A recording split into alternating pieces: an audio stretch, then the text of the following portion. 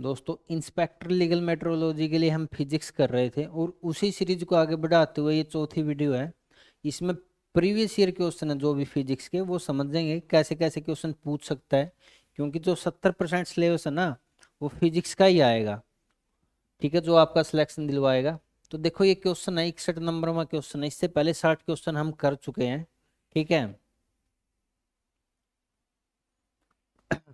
कोई भी particle drop किया जाता from the top of a tower uniformly fall on the ground at a distance which is equal to the height of the tower. Which of the following path will be travel by the particle. देखो ये क्या कहना चाह रहा है। ठीक है, ये कोई भी हाइट है, यहाँ से हम कोई पार्टिकल फेंकते हैं। ठीक है, और ये कितनी दूर जाके गिरता है, जो ये हाइट है, मान लो ये h हाइट है, और ये h ही डिस्टेंस पे जाके कोई पार्टिकल गिरता है। ठीक है, तो ये पूछना चाहता है कि कौन सा पाथ फॉलो करेगा। ठीक है, तो आपने प्रोजेक्टाइल मोशन पढ़ा हुआ। ठीक है, उसमें भी ये देखो ये पैराबोलिक पाथ फॉलो करेगा। क्योंकि जो ये पाथ फॉलो करता है ना, देखो पैराबोला होता क्या है, आपने देखो इस प्रकार का वो देखा होगा। ये पैराबोलिक है, ये इसको डायरेक्ट्रिक्स बोलते हैं, यानी एक फिक्स लाइन है, और इसको बोलते हैं फोकस। तो आप इस पाथ पे कोई भी पॉइंट लो। ठीक है, देखो कोई भी पॉइंट लिया आपने यहाँ पे, मान लो ये पॉइंट लिया। ठीक है, ये पॉइंट लिया, ये पॉइंट लिया, ये पॉइंट लिया। जब हम इस पाथ पे कोई भी पॉइंट की डिस्टेंस इस फोकस से मापेंगे ना, वो कांस्टेंट आएगी। ठीक है, और जो ये फिक्स लाइन है, इससे जो डिस्टेंस है ये फिक्स रहेगी। ठीक है, तो इस पाथ को बोलते हैं पैराबोलिक पाथ। ठीक है, तो आपने ये 11th क्लास में था, आपने पढ़ा होगा। ठीक है, तो इसका आंसर क्या आएगा, पैराबोलिक। ठीक है, प्रोजेक्टाइल मोशन में पढ़ा होगा आपने। नेक्स्ट क्वेश्चन पे मूव करते हैं। Electron microscope was invented by. ठीक है, फैक्चुअल क्वेश्चन है, आपको डायरेक्ट याद रखना है। नोल एंड रस का साइंटिस्ट थे, इन्होंने इसको डिस्कवर किया था। ठीक है, इलेक्ट्रॉन माइक्रोस्कोप। ठीक है, आईआईटी शायद बीएचयू में रखा है ये। ठीक है, वहाँ पे रखा हुआ है। नोल एंड रस का साइंटिस्ट थे, इन्होंने इसको डिस्कवर किया था। फैक्चुअल क्वेश्चन है, याद रखना पड़ेगा। देखो कोई भी बोतल है, ओपन की जाती है in a corner of room, its odour is felt in all part of the room, this is due to the phenomena. यानी जब आप रूम के किसी भी हिस्से में सेंट की बोतल खोलते हैं तो वो पूरे कमरे में फैल जाती है उसकी स्मेल। तो ऐसा किस फेनोमेना की वजह से होता है? Evaporation, vaporisation, diffusion, sublimation. Sublimation, sublimation क्या होता है? सब्लिमेशन होता है सॉलिड से अगर हम डायरेक्ट गैस में कन्वर्ट कर देते हैं, तो इस प्रोसेस को बोलते हैं सब्लिमेशन। ठीक है, वेपोराइजेशन का आपको पता है। ठीक है, लिक्विड के वेपर बनते हैं तभी। इवेपोरेशन का पता होगा आपको। डिफ्यूजन, डिफ्यूजन क्या होता है? जब कोई भी ज्यादा कंसंट्रेशन वाली जगह से, ठीक है, देखो ये ज्यादा कंसंट्रेशन है, और इससे कोई लो कंसंट्रेशन की तरफ मूव करता है, कोई भी पदार्थ है। ठीक है, हाई कंसंट्रेशन से लो कंसंट्रेशन में मूव करता है, तो उस प्रोसेस को डिफ्यूजन बोलते हैं। तो जो सेंट की ऑर्डर फैल जाती है ना रूम में, तो इसी फेनोमेना की वजह से होती है। ठीक है, उम्मीद करता हूँ कि समझ में आया होगा आपको। Clear nights are colder than cloudy. आपने बड़े बूढ़ों को कहते हुए देखा हुआ, आज तो राम ने बादल कर रखे हैं और आज थोड़ी गर्मी है, मतलब ठंड नहीं है। ठीक है, तो ऐसा है क्योंकि जो साफ रात होती है ना, वो बादल वालों रात रात से ठंडी होती है। ठीक है, यानी बादल बादल होंगे तो गर्मी होगी, आप ऐसे भी याद रख सकते हो। ठीक है, कंडक्शन, कंडेंसेशन, रेडिएशन, इंसोलेशन। ठीक है, देखो कंडक्शन, कंडक्शन का पता होगा। जैसे कोई भी लोहे की रोड है, आप जब इसके एक एंड को गर्म करते हैं ना, तो थोड़ी देर बाद आपको इस एंड पे भी हीट महसूस होगी। यानी जो ये हीट थी, एनर्जी थी, इस एंड से इस एंड तक फ्लो होगी, एक फिजिकल कांटेक्ट की वजह से। ठीक है, तो उसको कंडक्शन बोलते हैं। एक कन्वेक्शन होता है, एक रेडिएशन होता है। रेडिएशन जैसे सन से हमारे पास एनर्जी आती है, वो रेडिएशन से आती है। ठीक है, कन्वेक्शन में डायरेक्ट वो नहीं होता। देखो तीन प्रोसेस होती है, कंडक्शन, कन्वेक्शन और रेडिएशन, जिससे एनर्जी फ्लो होती है। ठीक है, ये तीन प्रोसेस है। कंडक्शन तो मैंने आपको बता दिया, कोई भी मेटल की रोड लो, आप एक एंड से गर्म करो उसको, दूसरे एंड पे आपको हीट महसूस होगी, वो होती है कंडक्शन की वजह से। यानी उसमें एक फिजिकल कांटेक्ट होता है, जो एनर्जी फ्लो होती है फिजिकल कांटेक्ट से होती है। कन्वेक्शन में फिजिकल कांटेक्ट नहीं होता। रेडिएशन मैंने आपको एग्जांपल दे दिया, जैसे सन से हमारे पास जो एनर्जी आती है वो रेडिएशन से आती है, उसमें यानी जो सोर्स ऑफ लाइट होता है ना, वो मूव नहीं करता। ठीक है, तो ये क्वेश्चन आएगा रेडिएशन की वजह से। ठीक है, speed of sound is greatest, यानी जो स्पीड ऑफ साउंड होती है वो ग्रेटेस्ट होती है। सबसे पहले मैं आपको बता दूं, देखो दो प्रकार की वेव होती है, एक मैकेनिकल, एक लॉन्गिट्यूडिनल। ठीक है, मैकेनिकल वेव कौन सी होती है, जिसमें जिसको ट्रैवल करने के लिए मीडियम की आवश्यकता पड़े। ठीक है, speed of sound, speed of sound को एक मीडियम की आवश्यकता पड़ेगी, यानी बिना, अगर मैं ये बोलूं वैक्यूम में स्पीड ऑफ साउंड क्या होगी, तो वो जीरो होगी, क्योंकि उसमें वो ट्रैवल नहीं करेगी। ठीक है, जो स्पीड ऑफ साउंड होती है ना, देखो सॉलिड, लिक्विड और गैस, सॉलिड में सबसे ज्यादा होगी, फिर लिक्विड में, उसके बाद गैस में। ठीक है, ठीक है, सॉलिड में, लिक्विड में और फिर गैस में। तो यहाँ सॉलिड कौन सा है, देखो वाटर, एयर, ग्लास, ग्लिसरीन, तो यहाँ पे सॉलिड क्या है, ग्लास, तो इसका राइट आंसर क्या आएगा, ग्लास। ठीक है, उम्मीद करता हूँ आपको समझ में आया होगा। कोई भी गैस थर्मामीटर है वो ज़्यादा सेंसिटिव है देन ए लिक्विड थर्मामीटर, कारण बताओ इसका। ठीक है, देखो एक गैस है, एक लिक्विड है, अगर मैं ये बोलूं कि मैं दोनों को 5 डिग्री सेल्सियस तक हीट हीट देता हूं, ठीक है, तो जो गैस में चेंज आएगा ना एज कंपेयर टू लिक्विड, वो ज्यादा आएगा, क्योंकि गैस ज्यादा सेंसिटिव है to temperature as compare to liquid. क्योंकि देखो गैस को अगर आप 5 डिग्री तक भी हीट देते हो ना, तो इसमें ज्यादा चेंज आएगा एज कंपेयर टू लिक्विड। ठीक है, तो ये गैस थर्मामीटर है, ये ज्यादा सेंसिटिव होता है। ठीक है, क्योंकि देखो क्या, does not change state easily. ठीक है, क्योंकि जो लिक्विड है उसकी स्टेट आसानी से चेंज नहीं होती, गैस की चेंज होगी, उसमें ज्यादा चेंज आते हैं एकदम से। ठीक है, देखो मैं ये क्वेश्चन आपको ये मान के करा रहा हूँ क्योंकि आपका फिजिक्स बैकग्राउंड है, आपको सिर्फ रिवीजन करना है, क्योंकि जो इंस्पेक्टर लीगल मेट्रोलॉजी की पोस्ट है उसमें फिजिक्स नेसेसरी है, एसेंशियल क्वालिफिकेशन है। Which one of the following is used for sunglass, देखो सनग्लास बनाने के लिए किस ग्लास का इस्तेमाल किया जाता है, तो किया जाता है क्रूक्ड ग्लास। फैक्चुअल क्वेश्चन आपको याद रखना पड़ेगा। ठीक है, the speed of light with the rise in the temperature of medium, देखो जो स्पीड ऑफ लाइट है यानी टेम्परेचर बढ़ाने के बाद क्या क्या फर्क आएगा उसमें। ठीक है, तो मैं आपको बता दूं, जो स्पीड ऑफ लाइट है ना उसकी फिक्स वैल्यू है 3.8 गुणा 10 की 3 × 10⁸मीटर पर सेकेंड। ठीक है, ये चेंज नहीं होगी, आप टेम्परेचर कितना ही करो, प्रेशर करो, डज नॉट अफेक्ट दिस। ठीक है, तो इसका मतलब क्या है, ये रिमेन अनअल्टर, यानी ये चेंज नहीं होगी। ठीक है, ये सिर्फ कंफ्यूज करने के लिए क्वेश्चन दिया था, और ऐसे क्वेश्चन आते भी है। Cloth keep us warm in winter because, सर्दी में गर्म, हमें गर्म कपड़े वो करते हैं ना, मतलब ठंड नहीं लगने देते, तो ऐसा क्यों होता है। देखो आपने एक ये भी सुना होगा क्वेश्चन कि एक मोटे कंबल की बजाय अगर हम दो पतले कंबल को जोड़ के रखें ना, तो उसमें मतलब हम ज्यादा गर्माहट महसूस होगी। क्योंकि ऐसा क्यों होता है, क्योंकि दो पतले कंबल के बीच में जो एयर होती है ना, वो मतलब हीट ट्रांसफर को रोकती है, क्योंकि एयर क्या होती है, बेड कंडक्टर होती है।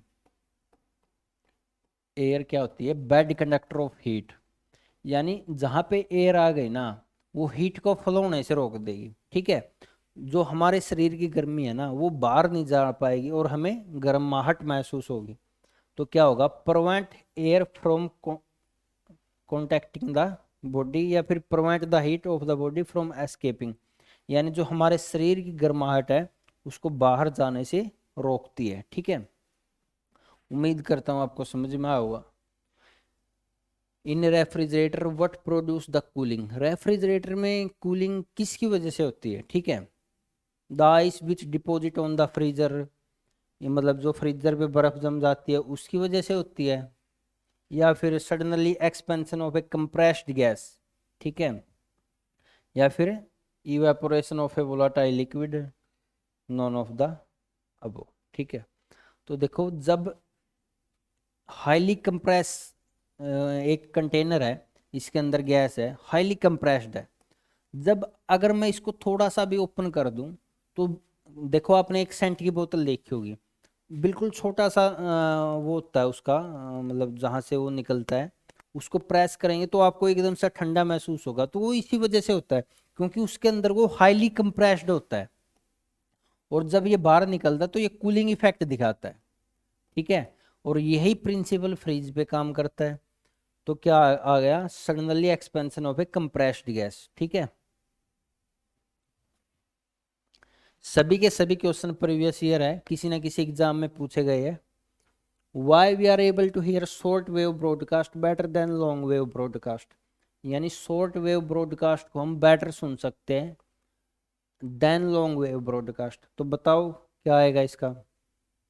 शॉर्ट वेव ज़्यादा एनर्जेटिक होती है, short wave unaffected by atmospheric disturbance, short wave broadcast are made by near by radio station, by convection short wave are meant for long distance whereas long distance are reserved for short distance। देखो ये तो common sense भी लगाए तो भी नहीं होगा ये। ठीक है, तो ये क्या होता है, जो शॉर्ट वेव होती है ना वो ज़्यादा एनर्जेटिक होती है as compare to long wave. ठीक है, इसलिए हमें शॉर्ट वेव ब्रॉडकास्ट बेटर सुनाई देता है। ठीक है, barometer reading deep suddenly it is an indication of, देखो बैरोमीटर होता है, ठीक है, इस पे रीडिंग होती है। तो जैसे मौसम विभाग वाले अनुमान लगाते हैं ना कि तूफान आने वाला है, बारिश होने वाली है, या फिर मौसम शांत रहने वाला है, तो ऐसा क्यों होता है? क्योंकि जब बैरोमीटर की रीडिंग है, प्रेशर के मापते हैं हम बैरोमीटर से, ठीक है, अगर बैरोमीटर की रीडिंग सडनली फॉल होती है, देखो तीन केस है यहाँ पे, सडनली फॉल होगी, सडनली से आप स्ट्रॉम को याद रखो यानी तूफान आने वाला है। ठीक है, अगर ये धीरे धीरे फॉल होती है स्लोवली, तो क्या आएगी? बारिश। तीनों क्वेश्चन पूछे गए हैं। और अगर ये धीरे धीरे इंक्रीज होती है स्लोवली, तो ये क्या है? मौसम मतलब क्या है? कांस्टेंट रहेगा। ठीक है, या फिर क्लियर बोल सकते हो आप। तो तीनों प्रकार के क्वेश्चन एग्जाम में आते हैं। ठीक है, तो अगर सडनली फॉल हो रहा है तो तूफान के संकेत है। ठीक है, आप भी पढ़ लो वरना तूफान के संकेत आपकी लाइफ में भी आ सकते हैं। Good conductor of electricity, dry air, paper, kerosene, graphite. Good conductor बताना हमें। देखो ग्रेफाइट, कार्बन, कार्बन के चार एलोट्रोप होते हैं, मेन एलोट्रोप होते हैं डायमंड और ग्रेफाइट। अगर मैं दोनों का फार्मूला की बात करूँ ना, दोनों का फार्मूला सी होता है, मतलब कार्बन का सिंबॉलिक फॉर्म है ना वो होता है। लेकिन जो इनमें मेन डिफरेंस होता है ना वो स्ट्रक्चर का होता है। ठीक है, डायमंड की स्ट्रक्चर ही इसको सबसे मजबूत बनाती है, और ग्रेफाइट की स्ट्रक्चर ही है जो इसको विद्युत का सुचालक बनाती है। ठीक है, तो याद रखना है, इसका फार्मूला पूछा जाए तो सी होगा। ठीक है, best conductor of electricity. Which of the following is non renewable source of energy, यानी एनर्जी का अनवीकरणीय स्रोत बताना आपको। ठीक है, बायोगैस, सोलर, वाइंड, कोयला। ठीक है, नॉन रिन्यूएबल क्या होता है? यानी जिसको हम रिन्यू ना कर सके, यानी जो नेचुरल होते हैं ना, ठीक है, उनको हम रिन्यू कर सकते हैं। आज सूर्य निकला है, कल निकलेगा, मतलब सोलर एनर्जी मिलती रहेगी आपको, ठीक है, कभी वो नहीं होगी। वाइंड भी चलती रहेगी, कोई इशू नहीं है। कोयला है, अगर आपने एक बार जला दिया ना तो जला दिया समझो, उसको आप दोबारा से रिन्यू नहीं कर सकते। ठीक है, तो इसका राइट आंसर क्या आएगा? कोयला। Solar energy is converted into chemical energy during, ठीक है। देखो जब सोलर एनर्जी आती है ना,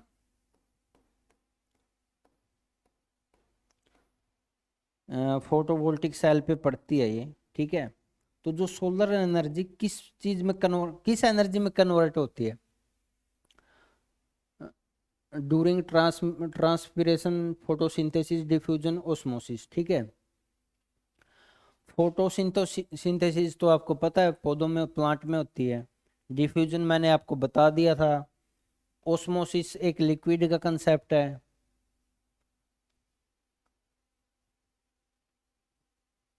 ये ऑप्शन गलत टाइप हो गए भाई इस क्वेश्चन में, ठीक है। Solar energy is converted into chemical energy. Solar energy chemical energy में कन्वर्ट होती है। किस में होती है? सॉरी, हाँ ठीक है, ये भाई प्लांट में आएगा, ठीक है, मैं इलेक्ट्रिकल एनर्जी समझ गया था, ठीक है। तो फोटोसिंथेसिस इसका राइट आंसर आएगा, क्योंकि जो प्लांट होते हैं ना, सोलर एनर्जी सन से लेते हैं, मतलब पानी और हवा को मिला के अपना जो फूड बनाते हैं ना, उसमें ये केमिकल एनर्जी बनती है, ठीक है। द टर्म इक्विनॉक्स, इक्विनॉक्स का क्या मतलब है? देखो इक्वी, इक्वल, यानी जिस दिन डे एंड नाइट इक्वल हो जाए, हमारे डे और नाइट इक्वल हो जाए, उसको इक्विनॉक्स की पोजीशन बोलते हैं, ठीक है। इक्विनॉक्स की पोजीशन बोलते हैं। तो ये कब कब होते हैं? 21 मार्च और 22 सितंबर, ठीक है।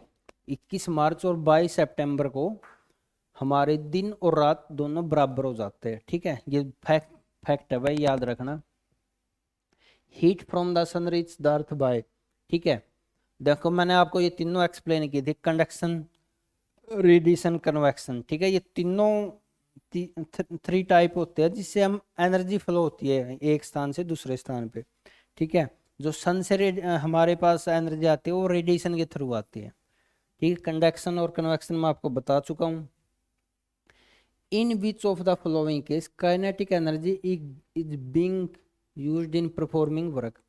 देखो किस केस में जो काइनेटिक एनर्जी है वो काम करने में यूज हो रही है, तो बताओ। Paddling the bicycle to cover a distance, driving a car to cover a distance, grinding wheat grain, rowing a boat in the lake. बताओ भाई, इसमें जो काइनेटिक एनर्जी है यूज हो रही है काम करने में, ठीक है। जब बाईसाइकिल को पैडल करते हैं क्या काम हो रहा है? या कार को ड्राइव करते हैं, या आटा चक्की को पीसते हैं? बताओ, या फिर rowing a boat in the lake? बताओ भाई, इसका राइट आंसर क्या आएगा? Paddling a bicycle to cover a distance. Previous year question है, याद रखो, एज इट इज भी पूछा जा सकता है आपसे। विच of the following part of the sunlight make the solar cooker hot, ठीक है। मतलब देखो, जो सनलाइट होती है ना, उसके अलग अलग पार्ट होते हैं। तो कौन सा पार्ट है जो सोलर कुकर को गर्म करता है, ठीक है। कॉस्मिक रे नहीं, रेड लाइट नहीं, ठीक है। अल्ट्रावायलेट तो मैंने आपको बता दिया, हमारी जो ओजोन लेयर है वो उसको प्रिवेंट कर देती है, ठीक है। जो अवरक्त किरणें होती है ना, इसमें हीटिंग इफेक्ट होता है। क्या होता है? हीटिंग इफेक्ट, यानी जो हमें सूर्य से गर्माहट महसूस होती है ना, वो इंफ्रारेड रेडिएशन की वजह से होती है, ठीक है। अल्ट्रावायलेट मैंने आपको बता दिया, ओजोन लेयर के द्वारा वहीं रोक दी जाती है। If the velocity time graph of a particle is represented by y is equal to mt plus c, then the particle is moving with। देखो इक्वेशन दे दी हम हमको, हमारे पास y is equal to mt plus c, ठीक है। तो वह किस प्रकार से गमन कर रहा है, कांस्टेंट स्पीड है, कांस्टेंट वेलोसिटी है, कांस्टेंट एक्सेलरेशन है या वेरिंग एक्सेलरेशन है। ठीक है, वेलोसिटी टाइम यानी वेलोसिटी टाइम ग्राफ दे दिया। देखो जब हम मतलब एक्सेलरेशन क्या होती है, डीवी बाई डी टी, यानी जब हम वेलोसिटी का टाइम के रिस्पेक्ट में डेरिवेटिव करेंगे तो हमें एक्सेलरेशन प्राप्त होगी। और इसने क्या बताया, ये वेलोसिटी टाइम ग्राफ है, तो हम इसका डेरिवेटिव करते हैं, क्या मिलता है हमें, D Y by D T is equal to M, ये जीरो हो जाएगा, कांस्टेंट का डेरिवेटिव जीरो होता है। तो ये क्या आया, ये क्या है हमारी एक्सेलरेशन, और एक्सेलरेशन किसके बराबर है, कांस्टेंट, यानी जो हमारी एक्सेलरेशन आई वो कांस्टेंट आई, कांस्टेंट एक्सेलरेशन, यानी सी ऑप्शन बिल्कुल ठीक है। ठीक है, तो अगर स्पीड टाइम दिया होता तो कैसे निकालते, आप कमेंट सेक्शन में बताओगे। विच of the following occurred first, यानी सबसे पहले क्या होगा इनमें से, क्या हुआ था। ठीक है, तो ये काफ़ी फैक्चुअल क्वेश्चन है, मेरे हिसाब से याद करने की भी जरूरत नहीं है, ऐसे क्वेश्चन रेयरली पूछे जाते हैं एग्जाम में। A passenger standing in a bus is thrown outward when the bus take a sudden turn, this happen due to, आप बस में जा रहे हो, ड्राइवर ने एकदम से टर्न मार दिया, तो आप क्या क्या होगा, ऐसा क्यों होता है। ठीक है, आपने लॉ ऑफ इनर्शिया पढ़ा होगा। ठीक है, लॉ ऑफ इनर्शिया क्या बोलता है, अगर आप मोशन में हैं तो मोशन में रहना पसंद करेंगे, आप रेस्ट में हैं तो रेस्ट में रहना पसंद करेंगे। ठीक है, मतलब जो आपकी पोजीशन है ना वही रहना पसंद करोगे। तो आप बस जा रही है, एकदम से टर्न लेता ड्राइवर, तो क्या होगा, आप गिरेंगे। तो ये इनर्शिया की वजह से होता है, क्योंकि इनर्शिया क्या बोलता है आपको, आप बस मोशन में थी, एकदम से टर्न लेगा तो आप इधर उधर गिर जाएंगे। ठीक है, तो ये इनर्शिया ऑफ मोशन की वजह से है, लॉ ऑफ इनर्शिया, न्यूटन का फर्स्ट लॉ आपने पढ़ा होगा। ठीक है, लॉ ऑफ इनर्शिया बोलो या फिर न्यूटन का फर्स्ट लॉ बोलो, एक ही बात है। When pressure increase the melting point of ice, यानी जब प्रेशर बढ़ाते हैं तो मेल्टिंग पॉइंट पे क्या इफेक्ट पड़ता है। ठीक है, देखो बर्फ के दो टुकड़े लेना, जब दोनों को प्रेस करोगे ना तो चिपक जाएंगे, क्योंकि उनके बीच में थोड़ा टेम्परेचर बढ़ जाता है और वो दोनों चिपक जाते हैं। तो जब प्रेशर बढ़ाएंगे ना तो मेल्टिंग पॉइंट क्या होगा, डिक्रीज होगा, यानी बर्फ जल्दी पिघलने लग जाएगी। बर्फ है, जब इस पे प्रेशर अप्लाई करेंगे तो ये जल्दी जल्दी पिघलेगी, यानी मेल्टिंग पॉइंट है वो कम होगा, डिक्रीज होगा। ठीक है, longitudinal wave can not travel through, देखो मैंने आपको बताया था मैकेनिकल वेव को मीडियम की आवश्यकता पड़ती है, यानी एम से मैकेनिकल, एम से मीडियम, और लॉन्गिट्यूडिनल है उनको किसी मतलब उसकी वो जरूरत नहीं है, तो वो वैक्यूम में ट्रैवल नहीं कर सकती। ठीक है, इनको मीडियम की आवश्यकता पड़ेगी। Electrostatic precipitator use to control the pollution of, देखो ये एक डिवाइस है जो एयर पोल्यूशन को रोकने के काम आता है, जो एयर के अंदर गैसियस पार्टिकल है, इंडस्ट्रियल पोल्यूटेंट है, मॉइस्चर ज़्यादा कुछ भी है, तो एयर का जो पोल्यूशन है उसको कम करने के लिए इलेक्ट्रोस्टैटिक प्रेसिपिटेटर का इस्तेमाल करते हैं। ठीक है, टंगस्टन, टंगस्टन फिलामेंट बनाने का काम आता है, ऐसा क्यों होता है बताओ। देखो conductor, it is a good conductor, it is economical, it is malleable, it has a very high melting point, बचपन से पढ़ते आ रहे हो, वेरी हाई मेल्टिंग पॉइंट होता है, इसी वजह से टंगस्टन इस्तेमाल करते हैं। एक इसका लेस एक्सपेंशन होता है। ठीक है, यानी अगर हम प्रेशर सॉरी टेम्परेचर ज़्यादा होगा ना तो भी इसका एक्सपेंशन कम होगा, मेल्टिंग पॉइंट हाई होगा, एक्सपेंशन कम होगा, इन्हीं प्रॉपर्टियों के कारण इसका इस्तेमाल करते हैं। ठीक है, what is the wavelength of visible spectrum, ठीक है, एक सीरीज है, मैंने पिछली तीनों वीडियो में बताया इसके बारे में। Radio wave, microwave, infrared, visible, ultraviolet, X ray और गामा। ठीक है, ये सीरीज है, यानी आप ऐसे याद रखो, जो गांव होते हैं ना, गामा मतलब गामा में जो एनर्जी होती है वेरी हाई होती है। एनर्जी हाई का मतलब क्या हुआ, फ्रीक्वेंसी ज़्यादा, क्योंकि जो एनर्जी होती है ना वो क्या होती है, एच म्यू, ये फार्मूला होता है। यानी फ्रीक्वेंसी ज़्यादा, एनर्जी ज़्यादा, एनर्जी ज़्यादा फ्रीक्वेंसी ज़्यादा, वेवलेंथ कम। ठीक है, तो गामा रेज की वेवलेंथ कम होती है। ठीक है, तो ये सीरीज याद रखना, बार बार पूछी जाती है। तो विजिबल, वैसे तो देखो सभी की याद करो तो बहुत अच्छी बात है, लेकिन विजिबल की ज़्यादातर पूछी जाती है।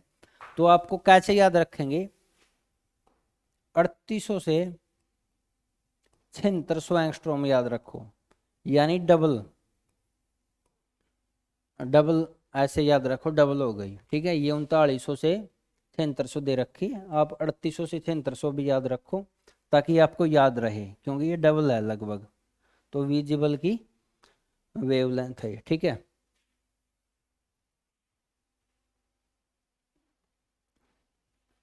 Who measured the velocity of light first, यानी जो वेलोसिटी ऑफ लाइट है उसको सबसे पहले किसने मेजर किया था। फैक्चुअल क्वेश्चन है, रोमर, साइंटिस्ट रोमर ने इसको सबसे पहले मेजर किया था।